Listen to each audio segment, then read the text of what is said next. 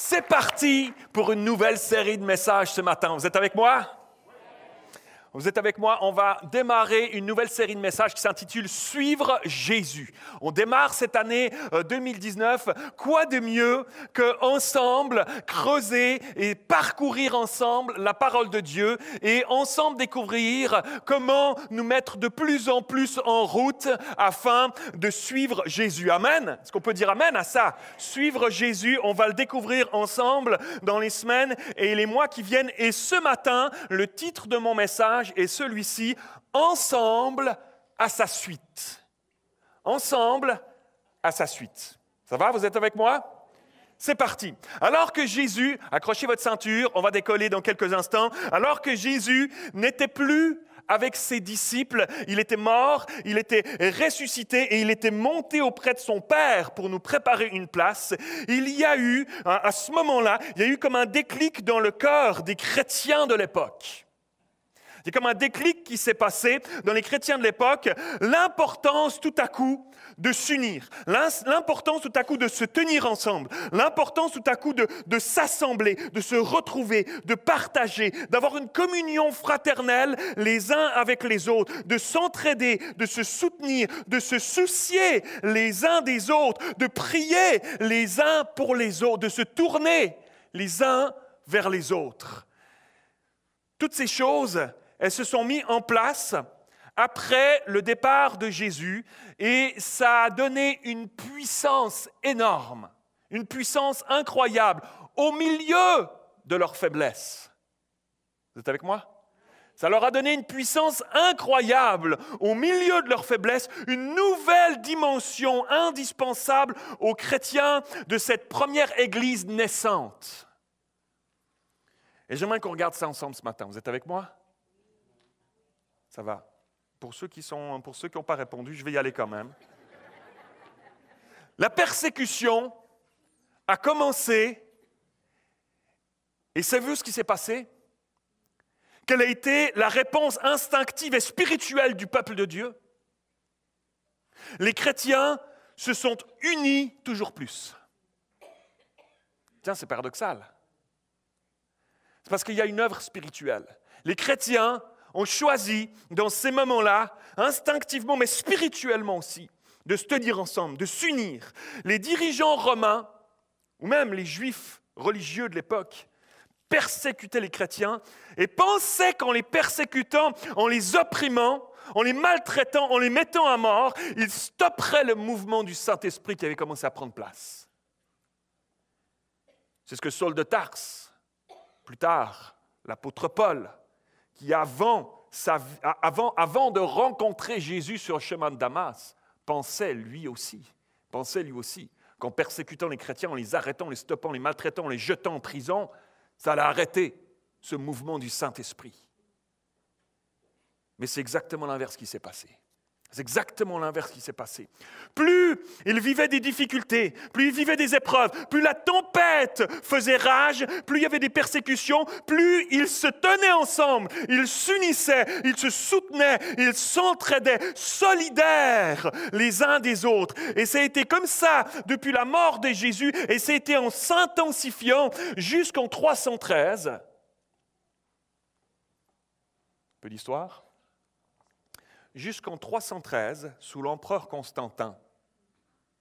L'empereur Constantin qui a donné sa vie à Jésus, qui s'est converti et qui a amené le christianisme au milieu de l'Empire romain à ce moment-là. Tout s'est retourné. Mais imaginez-vous, la persécution n'a pas tardé à s'étendre juste après la mort de Jésus et durant 3 siècles. Durant 3 siècles, les chrétiens ont été persécutés de toutes sortes de manières. On réprimait les disciples de Jésus. Et l'Empire romain était particulièrement expert en matière de répression, en matière de torture. Sous l'empereur Néron et particulièrement au début du 3e siècle, 302, comme ça, sous l'empereur Dioclétien. Et des tortures terribles, Et si on se penche un peu sur l'histoire ce matin, on constate que les Romains utilisaient toutes sortes de méthodes follement cruelles pour mettre à mort les chrétiens, pour les torturer, pour leur faire du mal, pour tenter d'arrêter ce mouvement du Saint-Esprit qui avait pris place. Alors on va faire un peu d'histoire ensemble en ce début de message ce matin pour comprendre mieux ce qui se passait à l'époque. Écoutez bien ceci.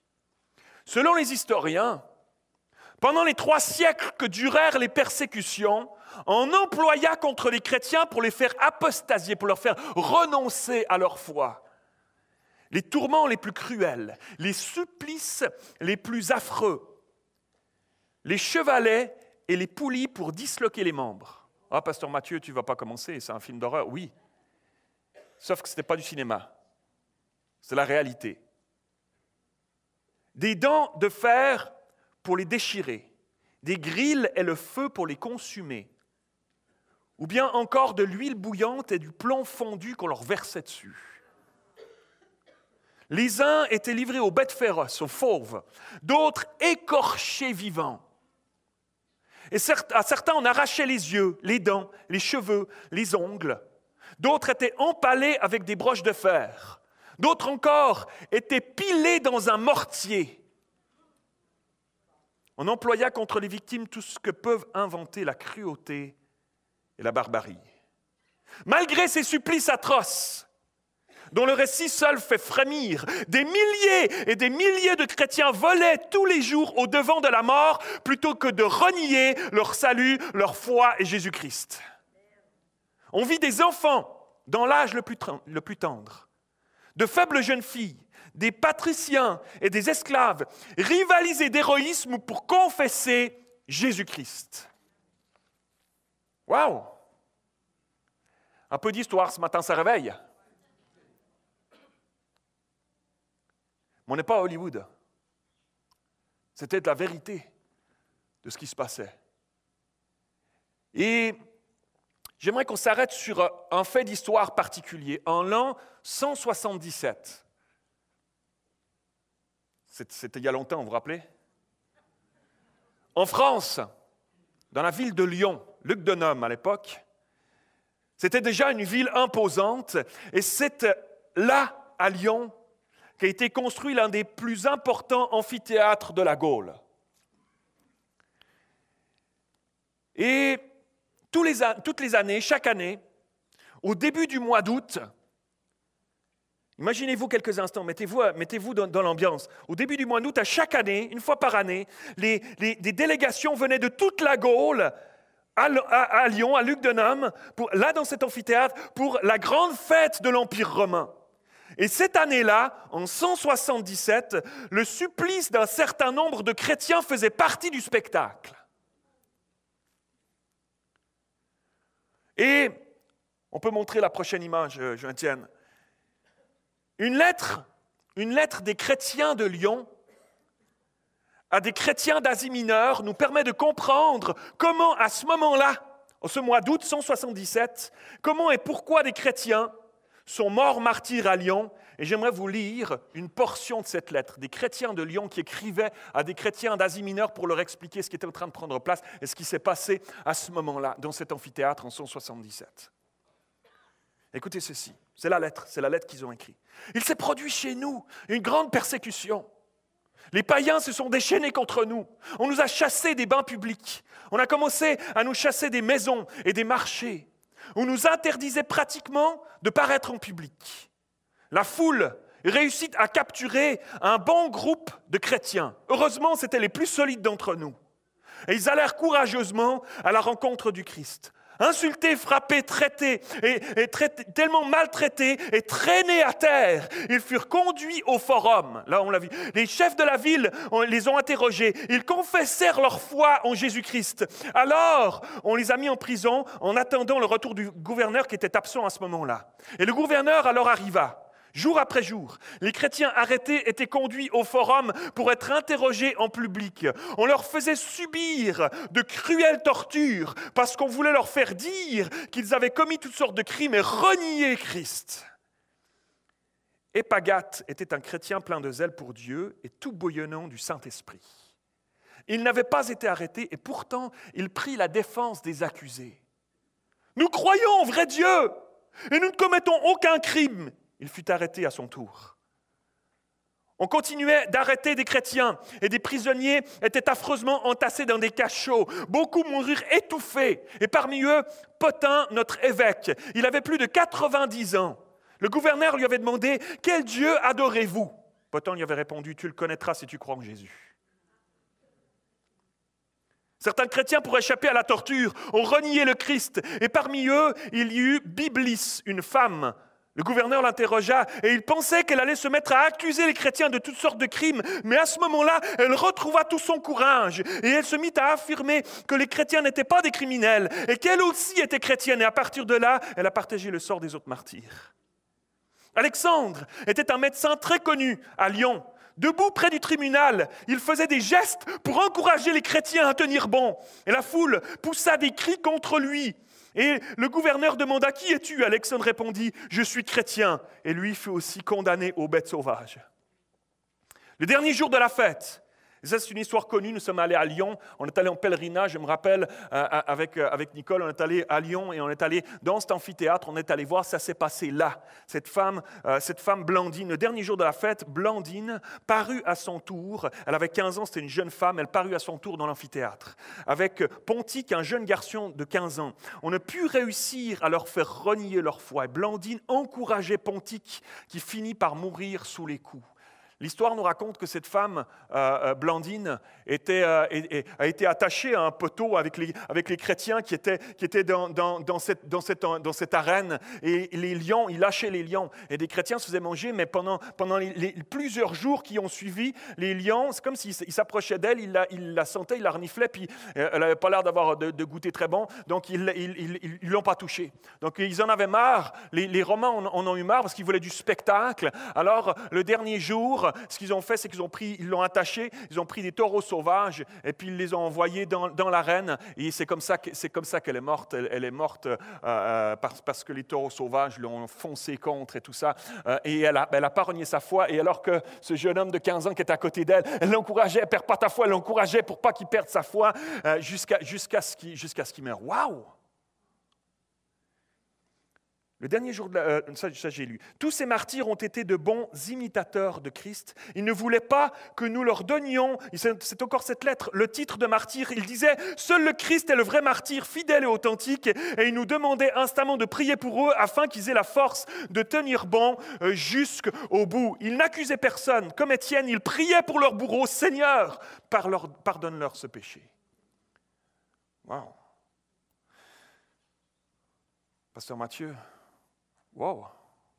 J'aurais aimé que tu nous prêches un message un peu encourageant. Un message qui nous encourage, qui nous fait du bien. C'est plutôt plombant. Sauf que c'est une part de l'histoire, mes amis. C'est des gens qu'on rencontrera quand on arrivera là-haut. J'ai hâte de parler avec eux. J'ai hâte de m'entretenir avec eux. Alors c'est vrai qu'en même temps, ça n'est pas notre réalité aujourd'hui dans la région de Montréal, ici au Québec. Ce n'est pas notre réalité aujourd'hui. Dieu ne te demande pas de devenir martyr aujourd'hui. Mais lorsque je lis cela, il y a quelque chose qu'ils avaient. Il y a quelque chose d'une foi. Il y a quelque chose d'un amour qui les unissait au milieu de leurs épreuves. Je trouve que cette image qu'on a vue tout à l'heure, si tu peux la remettre, Jonathan, s'il te plaît, je trouve que cette image, elle est vraiment éloquente. Il y a quelque chose. Regardez les fauves qui arrivent. Il y a quelque chose qui les tenait ensemble. Il y a quelque chose qui les unissait.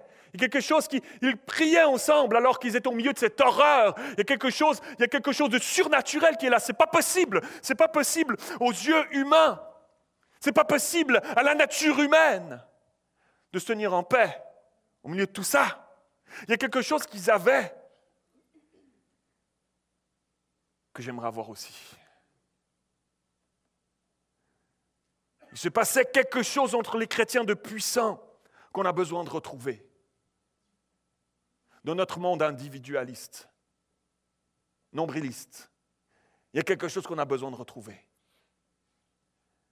de regagner, de conquérir à nouveau Parce que c'est un choix, c'est une décision. Ça part d'un désir. Et c'est ma prière ce matin, que Dieu, par son Esprit Saint, ce matin, et pour cette année 2019, implante un désir dans nos cœurs, de regagner, de retrouver, de reconquérir quelque chose, les uns avec les autres, qu'on a pu perdre dans ce monde occidental individualiste peut-être, jusque dans l'Église.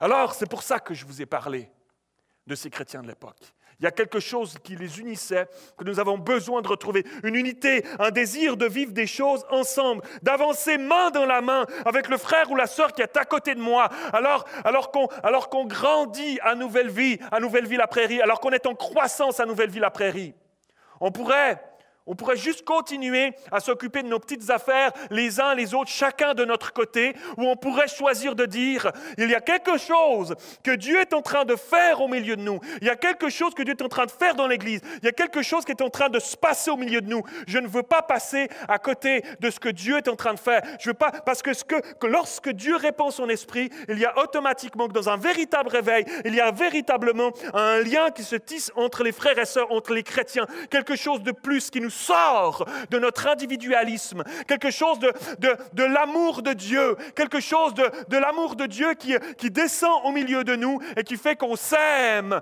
plus les uns les autres, qu'on se soucie plus les uns des autres, que les préoccupations, les soucis, les défis, la tempête de mon frère ou de ma sœur me concernent aussi.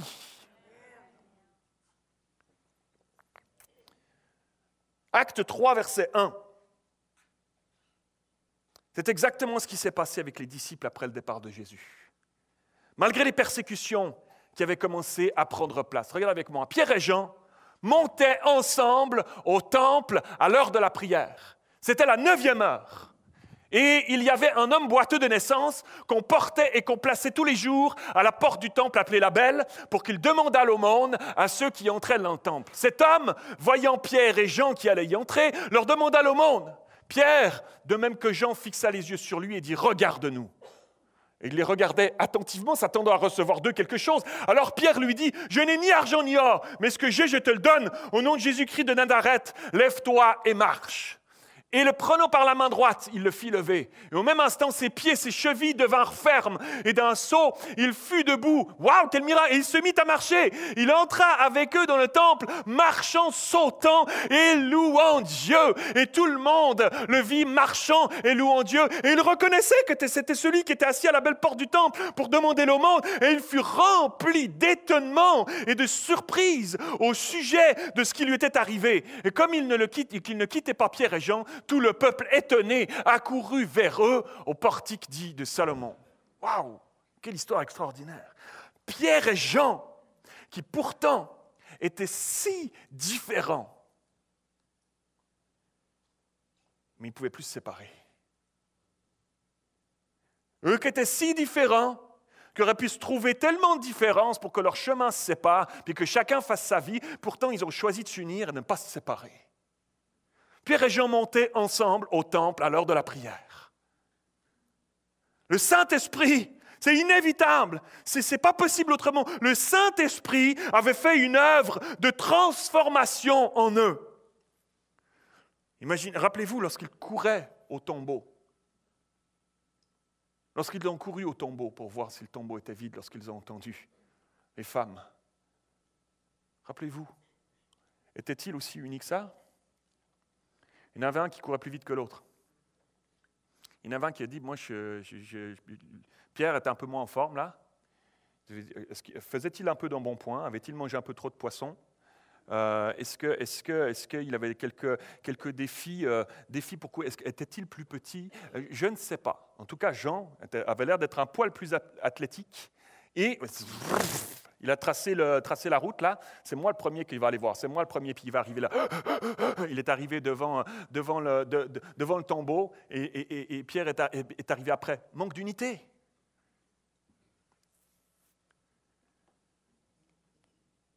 Ils n'étaient pas ensemble, chacun pour soi, à ce moment-là. Et maintenant, Ils se retrouvent, maintenant il y a quelque chose qui s'est passé. Il y a quelque chose d'une œuvre du Saint-Esprit qui s'est passé parce qu'ils se retrouvent dans les maisons avec les autres chrétiens. Ils se réunissent ensemble pour partager, pour prier. Rappelez-vous la période où Jésus est mort, il est ressuscité, la période qui a suivi où il a apparu à plusieurs fois à ses disciples. Combien de fois il rentre, il leur apparaît dans la maison. Ils sont là, ils sont rassemblés, ils se tiennent ensemble. Il y a quelque chose qui les a unis, il y a une œuvre qui s'est passée surnaturelle. Ils se retrouvent dans les maisons, ils se réunissent ensemble, ils partagent, ils prient, ils partagent leurs craintes, ils partagent leurs défis, ils partagent leurs tempêtes, ils partagent leurs doutes. Ils sont ensemble pour partager. Et ce jour-là, Pierre et Jean, ensemble unis, ils marchent ensemble pour aller prier dans la maison de Dieu. Viens, je vais aller te chercher, on va aller ensemble à l'église. Tu n'as pas d'auto? Je vais aller te chercher. Je vais aller te chercher, on va y aller ensemble. On va aller ensemble à la maison de Dieu. C'est dimanche, demain. Est-ce que je pourrais faire un téléphone de 3 personnes que j'ai vues, que j'ai pas vues ces derniers dimanches? C'est vrai, lui, je ne l'ai pas vu. Je vais essayer de les appeler, comment ça va, voir si on peut se retrouver à l'église, à la maison de Dieu ensemble, se soucier les uns des autres. C'est ça qui avait commencé à prendre place par cette œuvre surnaturelle du Saint-Esprit dans la vie de Pierre, de Jean et des disciples. Et laissez-moi vous dire ce matin, je rêve de voir des chrétiens partout à Nouvelle Vie la Prairie, se connecter ensemble, de plus en plus se soutenir, se porter, s'entraider, sortir de notre individualisme et imaginer que notre famille chrétienne est appelée à déborder, même au-delà du dimanche matin. Et c'est pour ça que nous croyons et que nous investissons dans nos groupes maisons, dans les maisons. C'est tellement important, c'est tellement primordial. Les groupes partagent. C'est tellement important, mes amis. Nous en avons besoin. On ne peut pas juste se contenter du dimanche matin.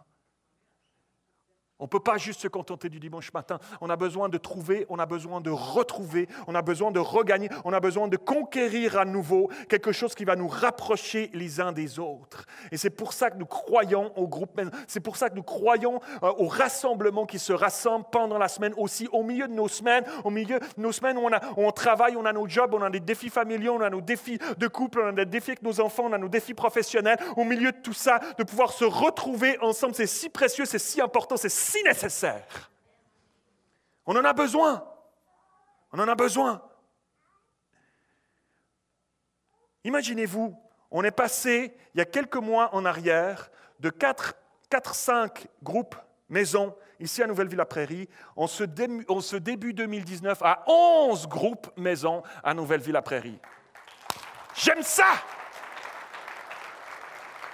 Un travail extraordinaire de pasteur Hélène qui est ici au fond, pasteur Hélène fait un travail fabuleux. Savez-vous quoi? Je sais qu'elle n'aime pas quand je dis ça et je sais qu'elle n'aimera pas que je révèle cela, mais cette semaine, j'étais ici, ça m'arrive parfois d'avoir des entretiens en soirée, les personnes travaillent, je peux juste les rencontrer en soirée. Alors cette semaine, un soir, j'étais là pour rencontrer quelqu'un de l'église, suivre un frère de l'église et je suis là au bureau et en partant, c'est plutôt tard et je regarde, c'est encore allumé dans le couloir. Moi, je veux éteindre, je veux tout partir, je veux démarrer le code de sécurité de l'église en partant. Puis je regarde dans le couloir, je vois c'est encore allumé. Je vais jeter un œil. C'était pasteur Alain qui était là dans son bureau, puis elle faisait des téléphones aux responsables de groupe maison. Elle veut s'assurer comment ça allait. Elle voulait encourager. Waouh! Il y a un travail extraordinaire qui se fait parce que nous croyons, et on peut l'applaudir encore, s'il vous plaît. Oui. Parce que nous croyons que ça se passe aussi dans les maisons.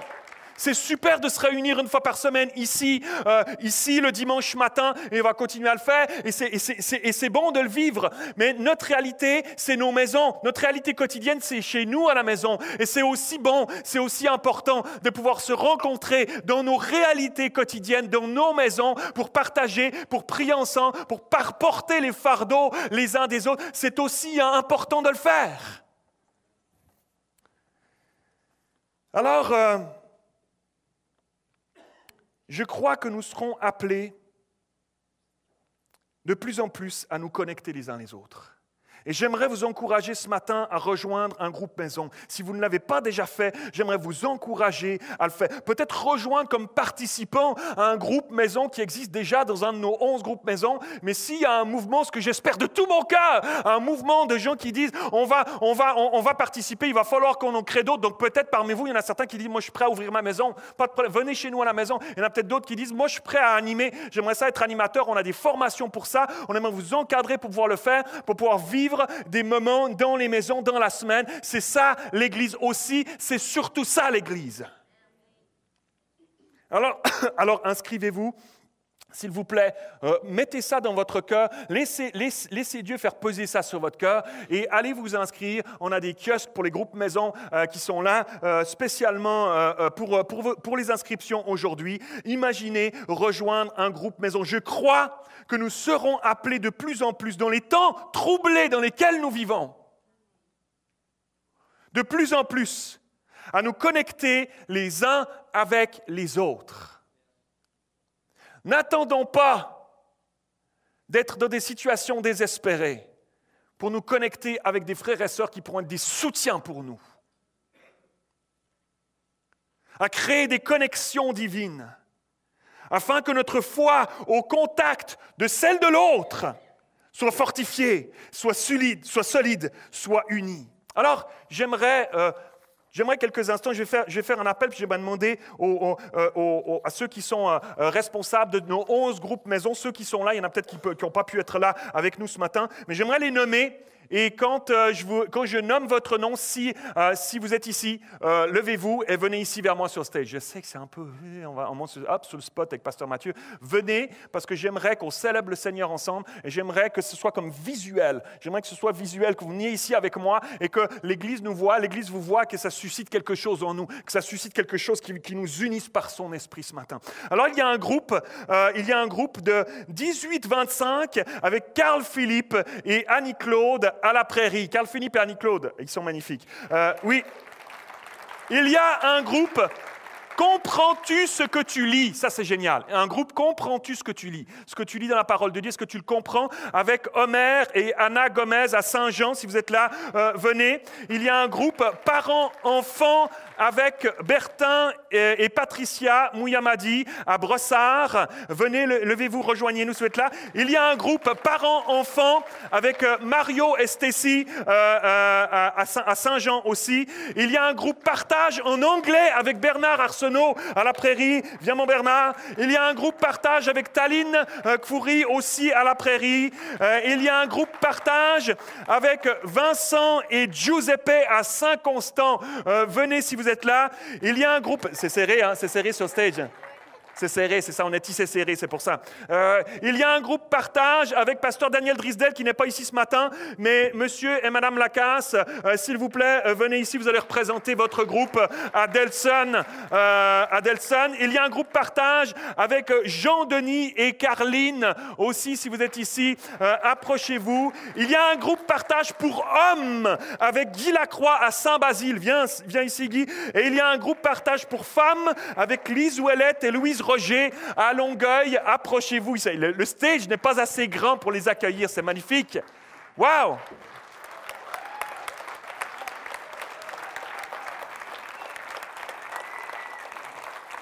Je vais m'adresser à eux quelques instants, fermez vos oreilles, faites autre chose en attendant, ce ne sera pas long. J'aimerais vous dire merci. C'est extraordinaire, je suis tellement fier de vous qu'on soit passé de 4-5 groupes il y a quelques mois en arrière à 11 groupes aujourd'hui. Il est en train de se passer quelque chose. Et moi, je m'attends à Dieu dans vos groupes maison et attendez-vous à Dieu dans vos groupes maison. Dieu va accomplir des choses à travers ces connexions divines que Dieu va faire, à travers les gens que Dieu va amener dans vos groupes maison, à travers ce cœur d'amour que Dieu vous a donné. Dieu va faire des miracles, Dieu va faire des choses précieuses à travers vos vies et je vous bénis. Est-ce qu'on peut juste se lever ensemble, s'il vous plaît, tout le monde? Est-ce qu'on peut se lever ensemble, étendre nos mains, s'il vous plaît? Je vais prier pour eux. Je vais prier pour eux quelques instants. Seigneur, on te remercie pour chacun et chacune qui est ici, qui a choisi de s'engager, de se donner pour ouvrir leur maison, pour animer un groupe, pour que d'autres puissent venir découvrir l'amour fraternel que seul toi peux créer par ton esprit. On ne parle pas d'une amitié humaine, on parle d'un amour surnaturel. Et je prie que tu les remplisses de ton esprit maintenant. Je prie que tu les équipes de ton esprit pour pouvoir entourer, pour pouvoir conseiller ceux que tu vas leur ramener, qui auront peut-être des difficultés, qui seront peut-être dans des saisons où ils auront des doutes, ils auront des questions difficiles, qu'ils auront des phases de vie pas faciles, qu'ils seront dans des tristesses profondes. Je prie que tu les équipes, que tu les fasses déborder de ton esprit, afin qu'ils puissent faire couler, que tu puisses faire couler à travers leur vie sur ceux que tu vas emmener dans leur maison avec eux, Seigneur. Et on prie et on croit ensemble, Seigneur, que tu vas nous unir, que tu vas ouvrir un ciel encore plus grand au-dessus de Nouvelle-Ville-la-Prairie, parce que des hommes et des femmes auront choisi de se lever et de s'ouvrir pour que d'autres viennent dans ces maisons et soient touchés par toi dans le nom de Jésus. Amen et amen. Merci encore. Merci encore. Merci. C'est magnifique. Je n'ai pas terminé mon message. Restez avec moi. Alléluia. En tant que pasteur, je croise chaque semaine des personnes au milieu de nous qui sont dans le besoin, qui ont besoin d'aide, qui ont besoin de soutien. Et je les aide, mais je ne peux pas aider le Québec au complet. Ce n'est pas possible, à moi tout seul. Et nous avons besoin de prendre soin les uns des autres. Nous avons besoin de prendre soin les uns des autres et de sortir de cette mentalité pour certains, de sortir de cette mentalité que si ce n'est pas le pasteur qui me rencontre, si ce n'est pas le pasteur qui prie pour moi, si ce n'est pas le pasteur qui pose ses mains sur moi, je passe à côté de quelque chose, il va manquer quelque chose, ça ne va pas se passer, Dieu ne répondra pas à ma prière. Savez-vous quoi? Il n'y a rien de magique dans mes mains, c'est les mêmes chrétiennes. Rien du tout. Dieu veut et est capable d'utiliser chacun et chacune d'entre nous, là où tu en es dans ta foi, simplement avec un désir de dire je veux choisir ce matin d'aimer mon frère, ma soeur. Je vais choisir ce matin de m'ouvrir et d'aimer mon frère, ma soeur, de me tourner vers les uns et les autres et de me tenir disponible de comment est-ce que je pourrais aider, comment je pourrais aimer mieux, comment je pourrais aimer plus mon frère, ma soeur, ici dans l'Église. Alléluia! Nous avons besoin de prendre soin les uns des autres, de prendre plus soin les uns des autres. Et j'oserais dire, nous avons besoin de prendre mieux soin les uns des autres. Oui, oui. Pas pour dire que ce qu'on a fait jusqu'à maintenant, c'est rien. Bien au contraire, je sais que ça se passe déjà et je sais que ça grandit au milieu de nous. Mais j'aimerais vous dire, nous avons besoin de plus. Nous avons besoin de plus nous soutenir les uns les autres. Et je le dis même prophétiquement, les amis, parce que je sais qu'on s'en va vers des temps. Je ne suis pas un grand prophète, je ne peux pas te dire quand, mais nous savons que nous allons dans des temps qui sont troublés, ils le sont déjà, et nous n'allons pas aller dans des temps qui seront forcément plus faciles avec les années qui vont passer. Et si à ce moment-là, on n'a pas déjà enclenché, commencé un mouvement où on se soutient les uns les autres, alors quand le vent de la tempête soufflera encore, et que lorsqu'il soufflera encore plus, ce sera difficile de se connecter les uns les autres si on n'a pas déjà enclenché quelque chose maintenant. Et je prie que le Saint-Esprit nous réveille. Je prie que le Saint-Esprit réveille et excite son amour dans nos vies, les uns pour les autres, avec un soutien et un désir les uns pour les autres. Alléluia.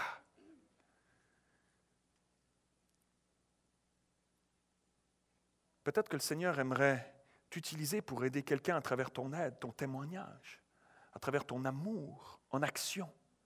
Et peut-être que le Seigneur aimerait utiliser d'autres chrétiens pour t'aider toi là où tu en es aujourd'hui. Pour ça, il faut se connecter. Il faut choisir de se connecter les uns avec les autres. Des connexions de compassion divine les uns pour les autres. Alors tu me diras, oui, mais moi je ne connais pas tout le monde, j'ose pas. Ou encore, ce n'est pas mon style d'aller vers les autres. Je suis plutôt sur la retenue, moi, je suis plutôt un introverti. Ou alors ça ne fait pas longtemps que je suis ici. L'isolement n'a jamais été une solution de résolution de problèmes. Momentanément, parfois ça fait du bien de s'isoler un petit peu dans un moment de crise. Je ne parle pas de ça. Mais l'isolement, à plus long terme, n'a jamais été une solution de résolution de problèmes. Nous avons besoin les uns des autres pour grandir, pour progresser, pour apprendre à aimer malgré tout, pour apprendre à pardonner. Si tu ne choisis pas de te connecter avec tes frères et sœurs chrétiens, tu n'auras jamais l'occasion de pardonner. Parce que oui, on va se décevoir parfois. Oui. C'est une occasion extraordinaire de pouvoir découvrir ce que c'est que le pardon. Apprendre à se battre ensemble. Apprendre à porter les fardeaux les uns des autres. La richesse de s'unir, de se soucier les uns des autres est absolument phénoménale. Et on passe à côté trop souvent de ça dans notre individualisme moderne. Les chrétiens de l'époque ne se posaient pas la question si c'était leur style d'aller vers les frères et sœurs en Christ. C'était une nécessité. Et la richesse et la puissance de cette unité a permis à ces chrétiens de se tenir ensemble, de se fortifier dans la foi ensemble et de traverser les vallées les plus sombres de ces persécutions atroces. Peut-être que toi-même en ce moment, tu passes par une vallée.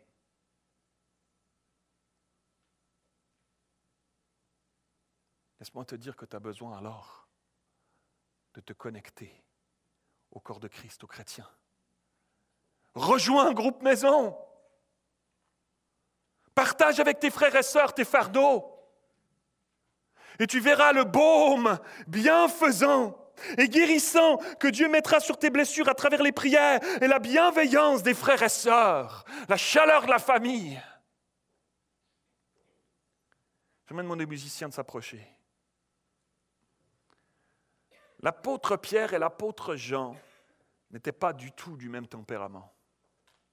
Et pourtant, lorsqu'on lit ce texte, on voit qu'il y a une sorte d'unité divine. Ce n'est pas humain. C'est quelque chose de surnaturel, une unité divine qui fait qu'ils vont ensemble sur le chemin de leur vie. Ils marchent ensemble, unis, main dans la main, malgré leurs différences. Quel exemple pour nous!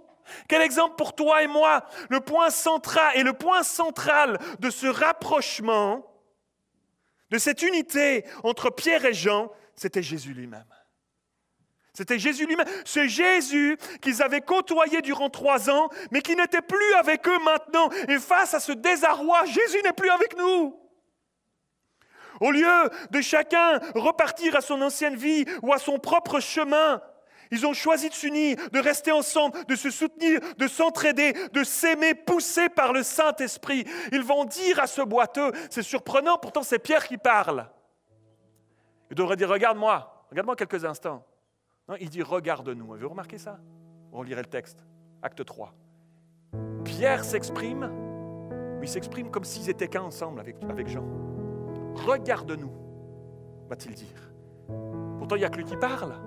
Il aurait pu se la jouer solitaire, encore une fois. Regarde-moi, je vais te parler, j'ai un truc à te dire.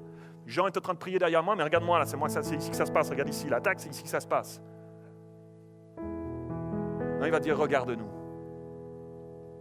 C'est moi qui parle, mais je ne suis pas tout seul. Mon ami, mon frère, il est là avec moi. On est comme les 2 doigts de la main, on est ensemble. Puis ce que je te dis, je le dis aussi en son nom à lui. C'est comme si sa voix parlait aussi à travers la mienne. C'est comme si je m'exprimais pour nous deux. On est là ensemble. Regarde-nous. Cette unité, elle réjouit, elle plaît au cœur de Dieu. Ça réjouit fortement et puissamment son cœur. Ça ouvre un ciel, une faveur sur ceux qui choisissent ce chemin-là et qui s'y accrochent. Malgré peut-être, oui, les déceptions, malgré peut-être, oui, les fois où je dois choisir de pardonner parce que entre frères et sœurs, dans l'Église. Mais il y a un ciel, il y a un principe spirituel, il y a un ciel qui s'ouvre sur ceux qui choisissent malgré tout de choisir l'unité de l'épouse, l'unité de l'Église, l'unité des chrétiens. Je plaide ce matin, parce qu'on y passe trop souvent à côté. On passe trop souvent, on perd des bénédictions de notre individualisme moderne. On a besoin que Dieu change notre mentalité. On a besoin que le Saint-Esprit vienne nous aider à changer de mentalité.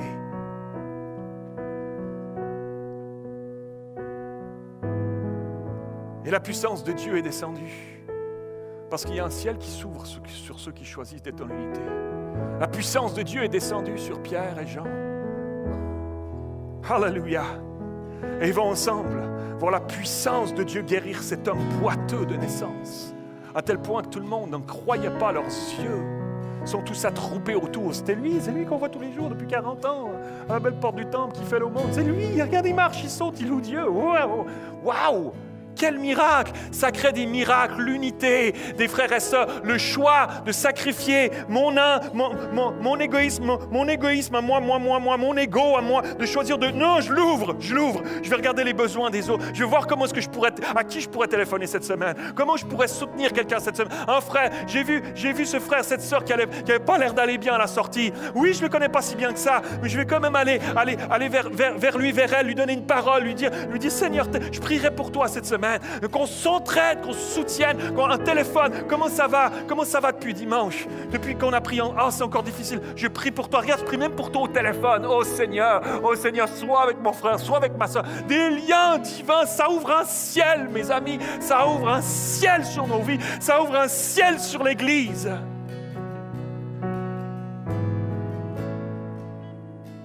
Lorsque des frères et sœurs chrétiens passent du temps ensemble, autour de Jésus, avec Jésus au centre, qu'ils se voient dans leur maison, se soutiennent au milieu de leurs épreuves, il y a une faveur de Dieu qui vient et qui se dépose sur eux, qui vient au milieu d'eux. Et lorsque l'Église au complet se met ensemble, imaginez-vous la puissance.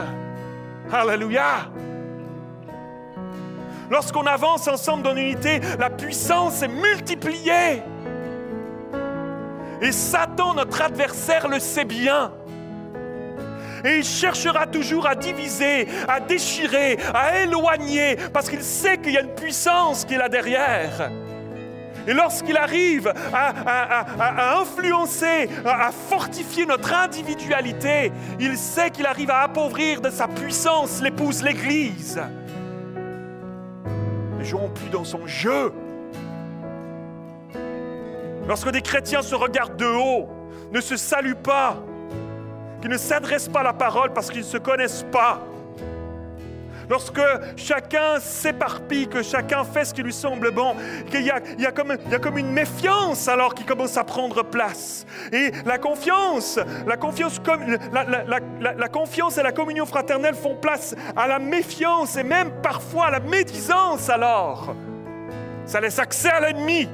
Ça laisse accès à l'ennemi. On dit des choses dans le dos des autres. On pense que parce que ça ne se sait pas, parce que c'est fait, c'est dit dans l'ombre, que ça n'aura aucune incidence. Mais c'est faux. C'est faux. Dieu voit tout. Dieu connaît tout. Il entend tout ce qui sort de ta bouche. Il entend tout même si c'est dans l'ombre. Il connaît l'état de chaque cœur. Lorsqu'on se comporte ainsi, ça laisse accès à l'ennemi. Et il y a un ciel qui reste fermé au-dessus de nous. Savez-vous quoi? La grande crainte de Satan, c'est que les chrétiens réalisent qu'ils sont plus puissants que lui lorsqu'ils gardent leur cœur, qu'ils s'unissent et qu'ils s'aiment les uns les autres. Au nom de Jésus, alors ils s'acharnent à diviser. Oui, amen!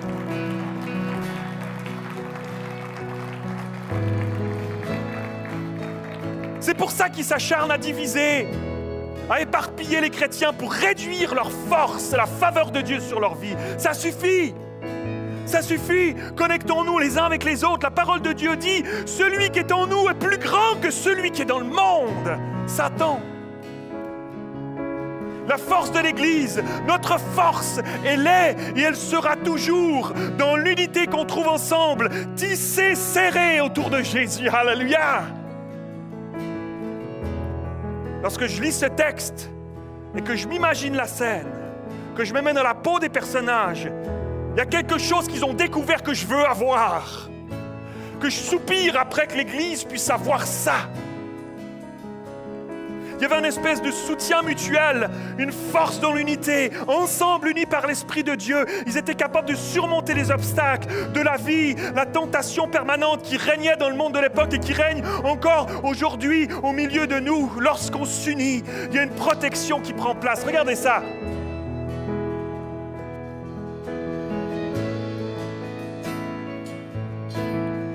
Une image vaut 1000 mots. C'est vrai. Ce petit dessin, Nouvelle Vie la Prairie, regardez-le bien.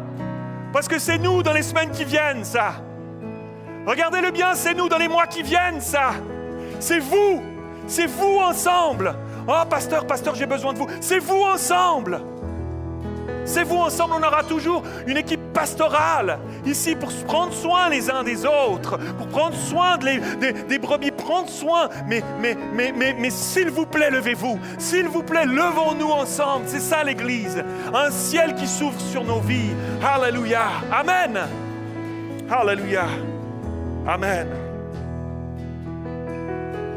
Je crois que si on s'en va sur ce chemin, il y a une force surnaturelle qui va nous animer et qui va te garder de tomber, de retomber. Il y a une protection qui va être là, qui va être une protection d'amour autour de toi parce que tu seras entouré de chrétiens qui se soutiennent les uns les autres, qui prient les uns pour les autres, qui se soucient les uns des autres, poussés par le Saint-Esprit et poussés par le Saint-Esprit, s'aimer les uns les autres. Alléluia. Tu es aimé de Dieu. Tu es aimé de Dieu ce matin, alléluia. Tu es aimé de Dieu. Bonne nouvelle. Tu es aimé de Dieu. Toute la famille Blairy, on a mis un t-shirt ce matin. Levez-vous, mes petites femmes, levez-vous, regardez. On a mis ce t-shirt-là, la famille Blairy, parce que pour nous rappeler, chacun d'entre vous, tu es aimé de Dieu. Dieu t'aime. Dieu t'aime. Alors, s'il vous plaît, à l'image de notre Dieu que nous aimons, qui a donné son Fils pour nous, choisissons-nous aussi de nous aimer les uns les autres, en pratique, pas juste des paroles, pas juste des chants qu'on chante, en pratique, nous aimer les uns les autres. Est-ce qu'on peut dire amen à ça ce matin? Alors on va se lever tous ensemble, s'il vous plaît. On va commencer à se prendre les mains. Prenez-vous les mains à travers les allées et on va choisir de chanter ce chant ensemble. Sois élevé.